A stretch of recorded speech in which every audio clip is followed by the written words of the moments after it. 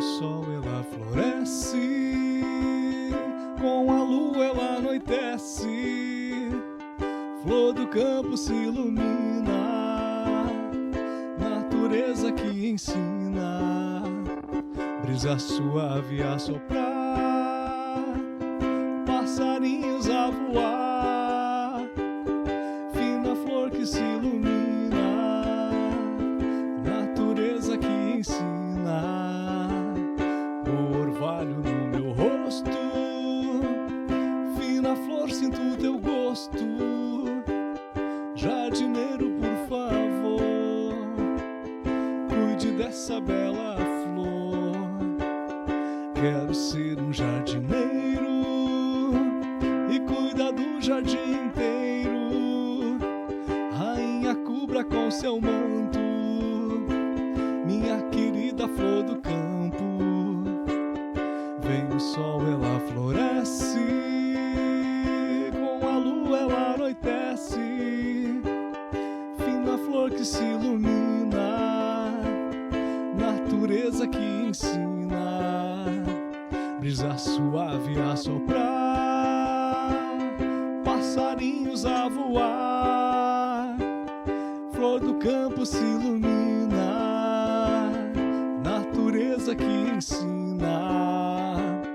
o orvalho no meu rosto, fina flor sinto teu gosto, jardineiro por favor, cuide dessa bela flor, quero ser um jardineiro e cuidar do jardim inteiro, rainha cubra com seu manto, minha querida flor do campo.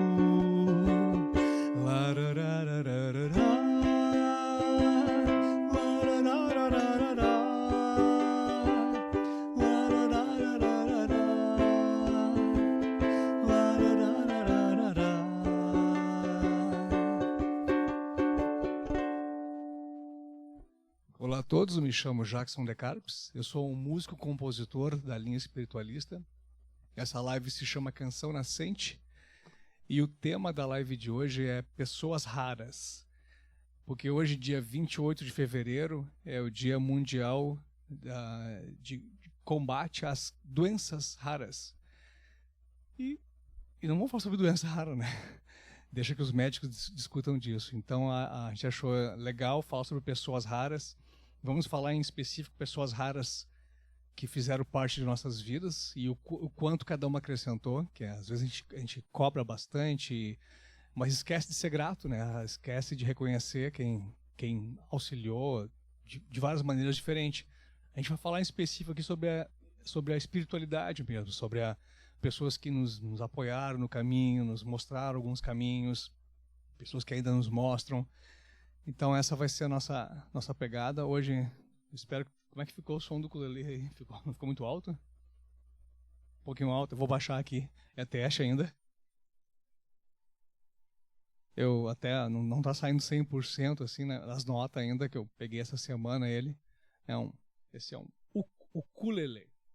A gente fala ukulele, mas diz que a pronúncia certa é ukulele. Achei estranho. Aí fui ver só por curiosidade, nada a ver com a live também. A origem dele, ele é parente do cavaquinho. Tanto o cavaquinho chegou em Portugal, se não me engano foi da Espanha que surgiu tanto o violão quanto o cavaquinho. Em Portugal eles adaptaram o violão para o cavaquinho ali e foi de navio, o cavaquinho foi até o Havaí. Alguém levou o cavaquinho para lá e os músicos de lá adaptaram as cordas, mudaram a entonação e aí surgiu esse instrumento que é o ukulele. Então ele é realmente havaiano, não é à toa que a gente vê desde o tempo de Elvis Presley tocando isso aqui. Sabia disso? Legal, né? Eu fui estudar hoje. Fui me informar. Então o cavaquinho, eu achava que o cavaquinho era coisa de brasileiro, não é. É coisa de português. Faz sentido. Então, já consegue te apresentar já? E aqui lendo os recados e dando suporte técnico. Boa noite, pessoal. Sejam todos muito bem-vindos. Aqui quem fala é Lúcia Helena Rodrigues Cabreira. Que tenhamos uma excelente noite. E desde já agradecendo as pessoas raras de todas, eu ia dizer de todas as nossas vidas, não pode ser também. Todas as nossas vidas. Todas as nossas vidas. Então, um recadinho aqui, André Vitor Teixeira, boa noite a todos, boa noite, Ideia. Sejam todos muito bem-vindos. Bom, começar falando as pessoas. A gente vai falar também, vai citar pessoas que hoje em dia a gente tem estudado muito com elas, que são nossos professores hoje em dia, na parte tanto espiritual quanto na parte psicológica da coisa, né, de autoconhecimento e de expansão de conhecimento, expansão de uma coisa. A gente ter conhecimento é uma coisa, ter um autoconhecimento é outra coisa, e ter maturidade para expandir o conhecimento é outra, porque às vezes a gente gosta muito de um assunto, sei lá, eu gosto de OVNIs, de ET. Eu só vou estudar de uma maneira aquilo ali. E fico até desprezando os céticos. Pelo contrário, os céticos me ensinam tanto quanto as pessoas que estudam. Então, realmente ter um conhecimento mais amplo, eu preciso realmente ir atrás. Eu quero saber sobre... Sei lá, eu já falei, não vou falar mais coisa. Eu ia dizer outras coisas aqui, mas aí gera polêmica. Mas eu falo sobre Jesus, né? Jesus tem várias vertentes. O mais importante é conhecer todas. E, de repente, cada uma tem um pouquinho de verdade. Mas, assim, na minha formação espiritual, assim, uma pessoa rara para mim, a primeira pessoa rara na minha formação espiritual, logicamente, foi a minha avó paterna, que já faleceu há alguns anos já, uns 20 anos já. Não, uns 10 anos. Alguns anos. E uns 15, quase 20. Quase 20, tá certo, quase 20. Quase, tá. Porque ela vamos dizer assim, a primeira pessoa que eu cito na minha lista dos 10 mais. Não, porque ela, desde criança, ela tinha mediunidade, e as pessoas, logicamente, né? Se hoje em dia a gente acha estranho uma criança agindo diferente, ela falava de coisas diferentes, ela falava muito pequenininha, ela falava com não era o palavreado de criança, percebiam que tinha algo diferente nela. Ela se dizia Joaninha, que o nome da minha avó é Maria. E ela se dizia Joaninha, eu sou a Joaninha. E conversava como se fosse outra pessoa. E aí eu não sei bem qual foi se foi uma tia, se foi a mãe. Ainda bem que não teve preconceito na época. Pô, isso, imagina, 70 anos atrás, eu acho. Levaram, eu não vou lembrar dos detalhes da história. Sei que acabaram levando ela, entre outras pessoas, levaram numa senhora lá que era um bandista, né? Se ela era benzedeira, um bandista. E aí essa senhora conseguiu identificar, não, ela tá incorporada. E a Joaninha, que ela dizia que ela era a Joana d'Arc, que ela estava mediunizando de Joana d'Arc, tanto que ela se tornou uma médium de Obá, né? Que Obá, segundo o sincretismo da casa que eu venho, Obá e Joana d'Arc são a mesma entidade. E hoje, estudando um pouco mais sobre tudo isso, podia ser mesmo o próprio espírito de Joana d'Arc que estava se manifestando nela, que trabalha na linha de Obá. Então essa é a minha primeira referência. Quer dar a tua primeira referência na espiritualidade? Quando a água bateu na bunda e não tinha onde correr. Tu ficou falando a primeira pessoa que sempre me chamou a atenção e do jeito que eu admiro muito e gosto, assim, muito discreto, foi meu pai. Meu pai, tô falando das história que ele conta. A mãe também, mas o pai é... Desculpa te cortar, mas o teu pai, igual a minha avó, eles não pregam. Eles nos ensinam nas atitudes, no jeito de ser. A minha avó nunca pregou nada. Assim, faz isso, faz aquilo. Nunca vi ela fazer isso com ninguém. E assim como eu nunca vi teu pai fazer, acredito que ele não faça também. Então, assim, eles ensinam no exemplo. Continua, e o pai é católico, né? Isso é legal. Beato, ele faz parte da congregação de Maria, ele admira muito e gosta, faz o trabalho e sempre foi. E por ele, assim, né? E a família dele não, mas ele por ele foi onde ele se encontrou e que gosta de fazer, mas sempre com uma mente muito clara, sobre algumas coisas que acontecia. Eu posso falar porque eu participei também de grupo de jovens e tudo mais, sempre quis participar de coisas não tão bonitas que acontecem dentro, né, da Igreja Católica e tudo mais. E o pai sempre teve essa clareza, né, e isso eu acho que me inspirou muito assim a ver e entender que todos nós somos, né, estamos numa condição humana e que a gente, em qualquer lugar que tiver, o que vai fazer diferença de verdade é o nosso caráter. Isso quem fala bastante que é o Wagner, que tu falou atuais e desde sempre, né, o Wagner Borges. Acho que o primeiro amigo que nós tivemos em comum, eu e a Lúcia seguimos o mesmo professor ali. Sem antes se conhecer. Sem se conhecer, não tinha nem noção. Na época, nem morava aqui, então, por afinidade mesmo. E outra pessoa também, que não, né, ele fala dos estudos, ele tem um incrível Wagner Borges, né, e também não fica tentando doutrinar ninguém. E uma coisa que eu gosto, que ele fala muito também, é sobre autoestima. E isso a gente percebe, né? Qualquer relação, a pessoa que tem uma autoestima bem trabalhada, ela tem mais clareza mental também, então faz diferença em muitas coisas. E quando a gente fala qualquer relação, a gente sempre pensa numa relação amorosa, não uma relação de trabalho, uma relação de negócios, uma relação de amizade, né?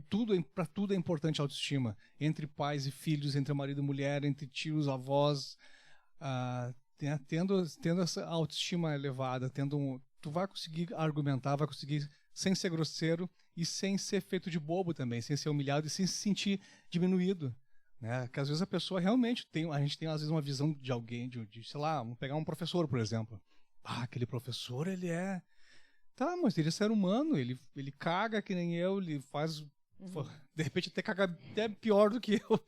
Então, realmente, se eu tenho uma autoestima, eu preciso conversar com ele, né? Então, não importa se é o cargo que ele ocupe, eu vou conversar com ele de igual para igual. Eu sempre, quando falo em relação a relações, eu falo em todas sempre relações, porque... Né, sim, mas eu tô falando que eu, às vezes, quando eu escuto isso, a palavra relação, eu associo com relação mais próxima.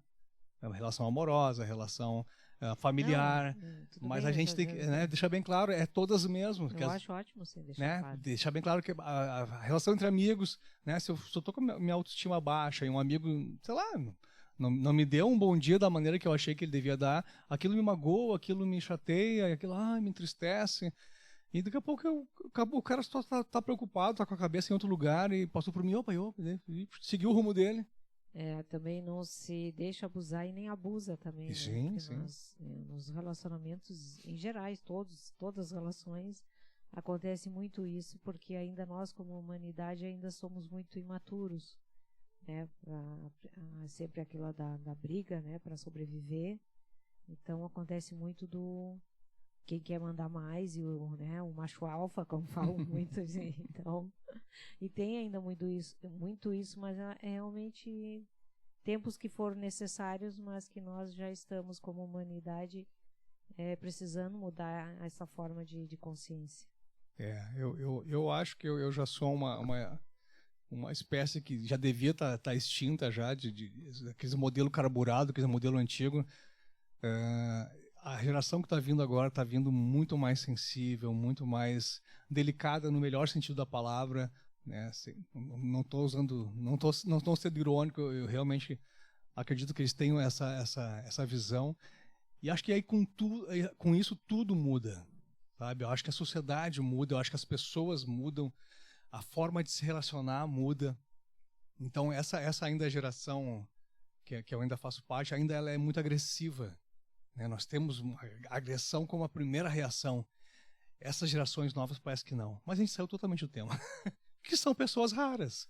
Eu acho que está vindo agora realmente pessoas raras, pessoas incríveis, pessoas que não se afetam, pessoas que não se preocupam tanto com bens materiais que nem eu me preocupo. A minha geração, acredito que a Lúcia não é, a gente não tem ganância, mas a gente tem preocupação.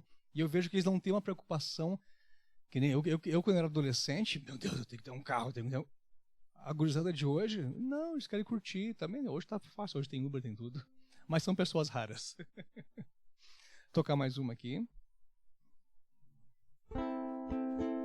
Aí tu só depois escuta ver como é que tá o volume do ukulele aí, que eu baixei um pouco. Eu ouço o canto e os tambores da aldeia e vejo tudo iluminar. Vejo um clarão e uma explosão na lua cheia, dançar na areia, mamãe e Iemanjá.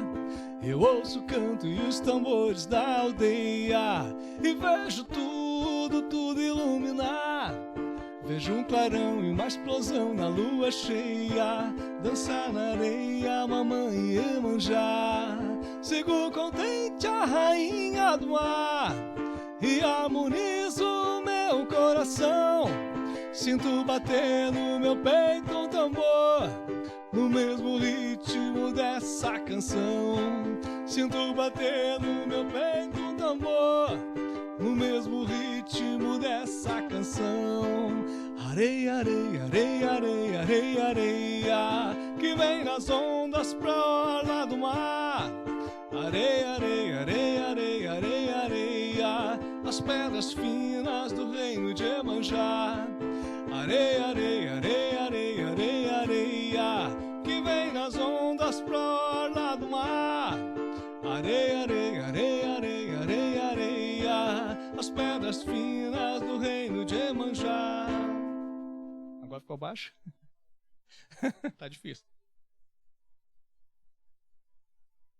É que eu também, essa canção eu canto mais alto mesmo. Mas a gente tá regulando aqui. É a primeira vez que eu tô transmitindo com... Eu deixei os violões juntos e eles procriaram isso aqui. Não é. Tá, eu vou falar rapidinho assim da minha caminhada espiritual e depois eu quero que a gente fale mais sobre nossos 3 professores atuais ali, que aí todo mundo pode assistir também, que eu acho que a gente sempre recomenda a eles e até a gente pode dizer o porquê de cada um. Tá, na minha caminhada espiritual, a minha avó, né, que nem eu falei, nunca doutrinou, mas ela até hoje existe a casa, o Centro-Obá, e continua em atividade, foi fundada pela minha avó. Mas aí depois eu me mudei, fui morar 1 ano no Rio Grande do Norte e a gente fica lá meio perdido, porque aqui no Rio Grande do Sul é muito forte a questão da Umbanda, e até então para mim só existia Umbanda e Espiritismo, né, que era o que eu também arranhava um pouquinho ali, mas só de curiosidade. Aí lá em Rio Grande do Norte, as coisas não estavam muito legais, e tinha um grande amigo nosso lá, o Carlos Mazé, que ele era espírita, e nos convidou para ir na casa espírita lá, e aí eu fui, tomei passe. Aí ele me deu o meu primeiro livro dos espíritos, é um livro bem surradinho, foi o primeiro livro dele, me deu, vou te dar para te ler isso aqui. E aí depois me deu mais um livro ainda, acho que foi o Evangelho segundo o Espiritismo. Então, assim, a minha iniciação no Espiritismo, que eu li toda a obra do Allan Kardec, né? Então, a minha iniciação no Espiritismo foi com esse grande amigo lá, que era praticamente um pai para nós lá, o seu Carlos Mazé. E aí, vindo de volta para o Rio Grande do Sul, aí estava meio sem chão também. Aí encontrei um grupo de... Meus pais já faziam parte de um grupo de doido ali que se reunia no famoso Biocentro, que era uma casa de terapia, era um local onde profissionais atendiam. Tinha masoterapia, tinha reiki, tinha florais, tinha vários profissionais dessa área mais alternativa e holística também. E ali eles se reuniam para fazer alguns trabalhos em grupo. E aí eu conheci a Maria Salete, que é a nossa dirigente até hoje, que depois nós acabamos fundando uma casa, o Centro Espiritualista Arquitetos do Novo Mundo. A nossa gata fez bagunça aqui. Então, depois aqui, quando cheguei no Rio Grande do Sul, foi através da Maria Salete que eu comecei a estudar mais. Aí conheci a Dona Maria, que já fez a passagem, a Maria Helensheim, que fez a passagem, o Dom Sérgio, de Novo Hamburgo, que também é outro grande professor. E aí a gente foi ampliando mais, que depois a gente fala sobre os nossos professores online. Quer falar alguma coisa, amor? Falou do teu pai e depois como é que foi a pegada? Ninguém vai lembrar que eu lembro. Eu passei pelo kardecismo também, né? Fiquei buscando quando eu saí da católica, eu fiquei buscando, mas o pai sempre se manteve, mas para mim ele sempre foi e é uma referência. Sim. Aí nesse caminho, quando, né, eu não morava aqui, aí foi o Wagner Borges. Foi o primeiro, foi o Wagner Borges. O Wagner Borges, que eu sempre buscando, assim. Aí o Dom, que tô falando no Dom, né, antes de eu conhecer a Salete, eu não morava aqui, eu conheci o Dom em Floripa, através da minha irmã Ângela, que conseguiu com a Salete, mas eu nem conhecia, nem sabia se ela pediu, e deu referência lá do Dom da Mena, né, em Floripa. E aí eu conheci, quando eu cheguei aqui, conheci a Salete, e todo mundo, né, os maluquinhos que tu tá falando. Eu que cheguei um pouquinho depois. Então eu conheci mais gente, assim, então tem muitas pessoas raras, assim, todas, né. A Maria, pra mim, uma pessoa de pessoas raras, bem... A Dona bem Maria, rara. a Dona Maria Hillenstein, que fez a passagem, é uma pessoa super rara. Bem rara, e dentro desse grupo grande todo, aí tem muitas pessoas, assim, que eu sou muito grata de ter conhecido e manter contatos com algumas, né, e da própria casa que participamos, tudo mais. Então tem pessoas bem, bem especiais, bem raras. E todo mundo que busca, assim, no meu ponto de vista, autoconhecimento, se aprofundar, olhar de verdade com coragem, porque não é fácil, né? E manter isso já são, assim, pessoas bem raras, né? Porque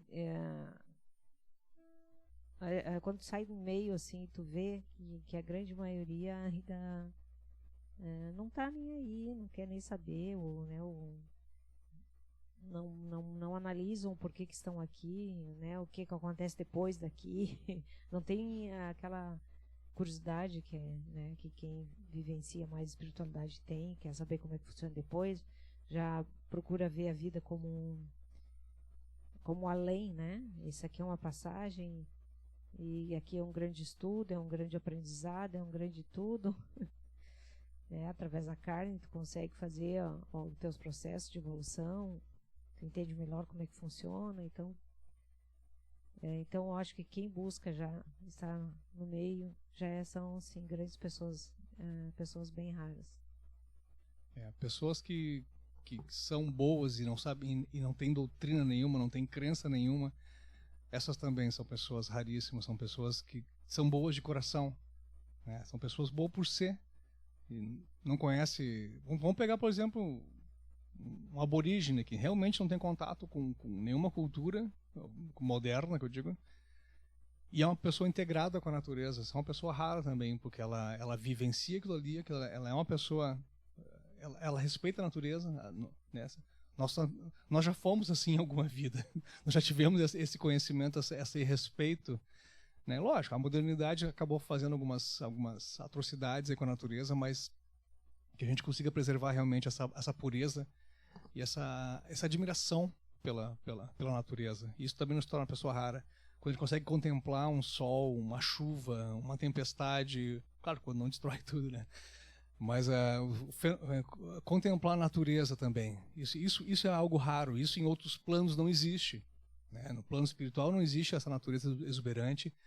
Quem acredita em vida em outros planetas, com certeza não é assim a vida em outros planetas. O planeta não é, né? É raro mesmo. Nossa Gaia é um ser raro, é um ser pulsante e é um ser raro. Não é uma pessoa, mas é um ser. Vou cantar só mais uma aqui, e depois vamos falar sobre os... Não, vou cantar mais duas, tá?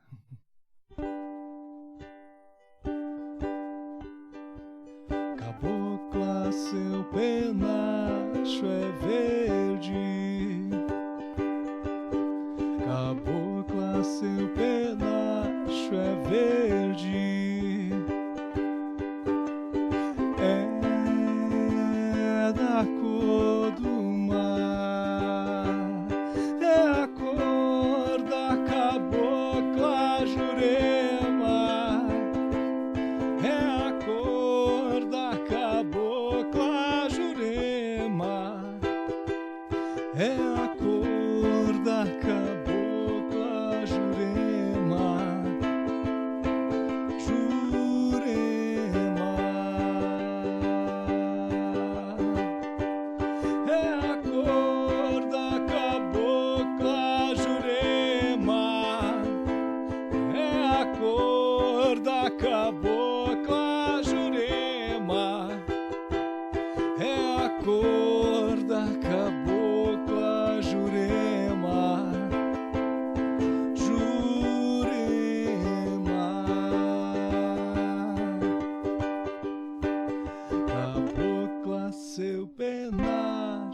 verde.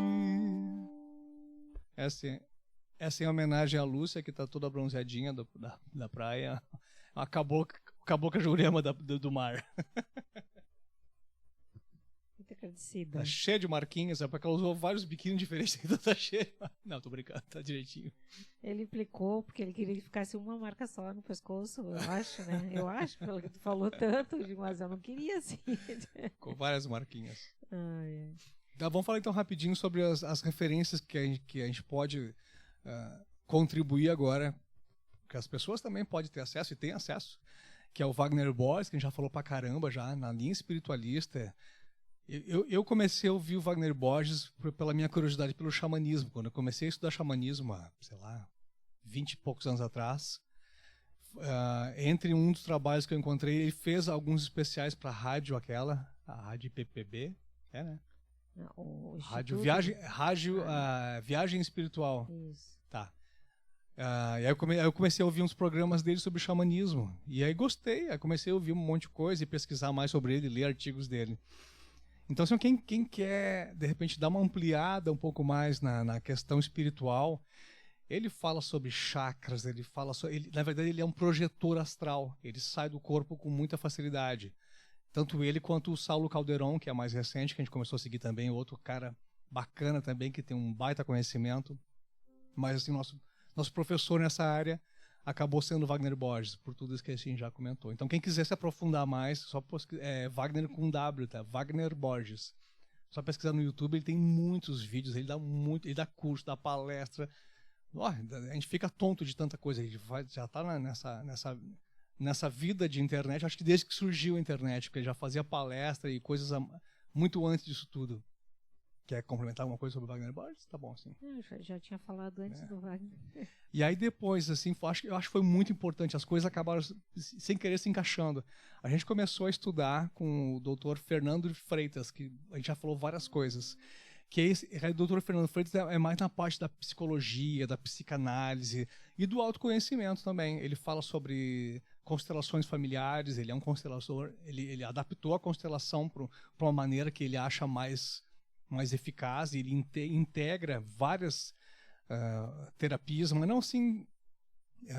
assim terapias loucas, agora vou botar o nome quântico e fractal, não, ele vai a fundo, ele vai na origem da terapia e consegue extrair, porque ele é um cara também muito estudioso, assim como o Wagner Borges.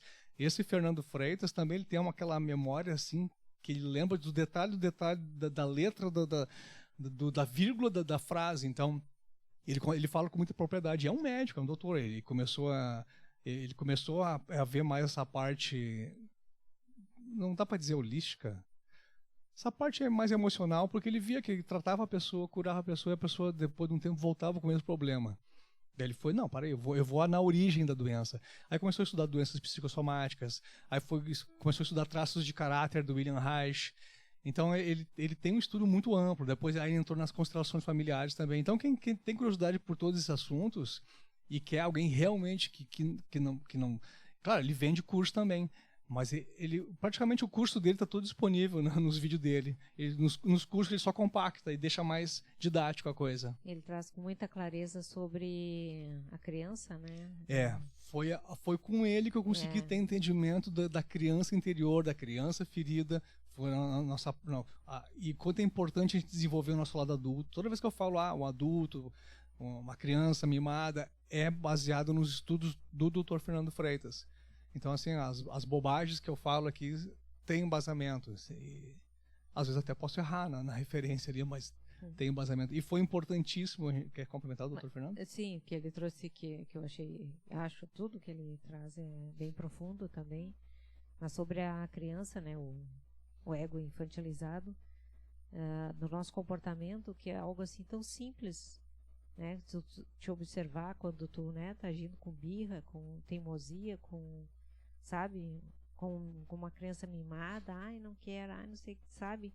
Aí tu consegue, e ele trouxe isso com tanta verdade que, né?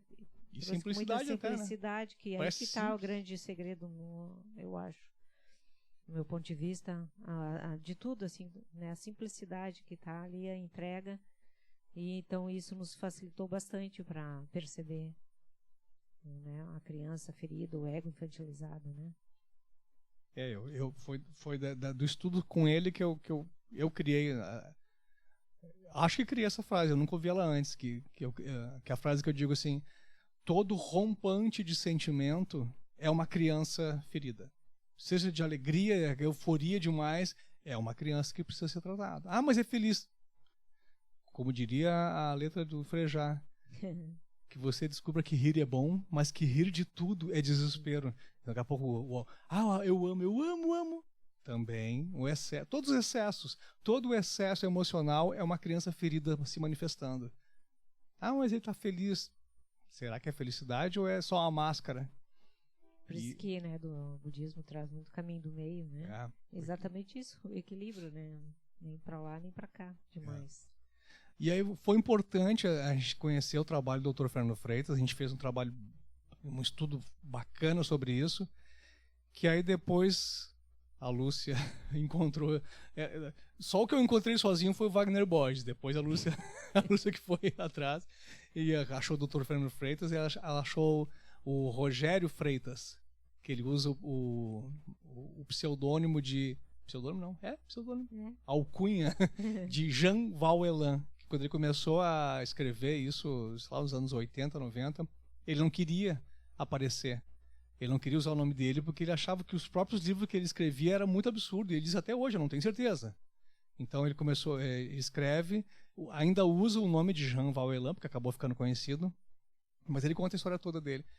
E aí, na verdade, a Lúcia começou a estudar ele, a assistir as palestras dele, porque ele tem uma visão muito peculiar sobre Jesus. Foi, né? Foi a primeira pessoa, foi Jesus? Sim, nem me lembro, foi porque ele falou, que eu vi, ele falou de vários assuntos, mas que eu comecei a questionar, eu comigo mesmo, sobre a verdade de Jesus, porque o que eu vejo muito, há muito tempo isso, é cada um contando a sua versão de Jesus. O seu Jesus, né? Eu digo, mas Jesus não, que eu sei, e é uma frequência que para mim, assim, é superior a tudo, para mim, isso no meu, eu sempre me conectei muito.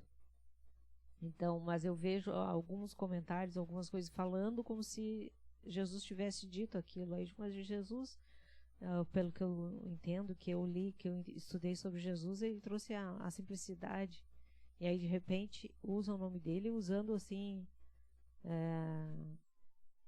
prédios enormes com isso, com aquilo, mas não foi isso que ele trouxe. Então, sabe, aí, então eu há muito tempo comecei a questionar, a querer entender, a saber mais sobre a verdadeira história de Jesus.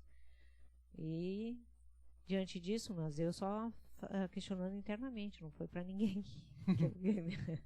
Ninguém assim falando, né? Mas eu questionando, mas aí apareceu o Jean Vauelan.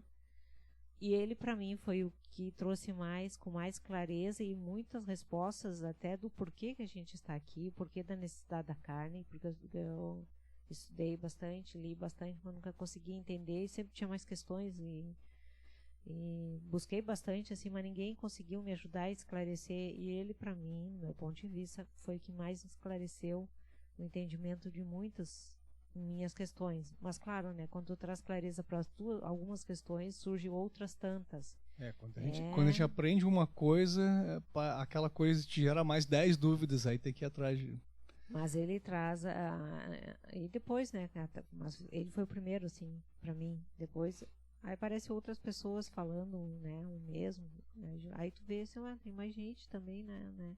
Às vezes tu fica te sentindo meio bem estranho por ninguém questionar esse tipo de coisa, sabe? Ninguém quer assim, perto, próximo, sei lá. Mas tem muita gente, sim.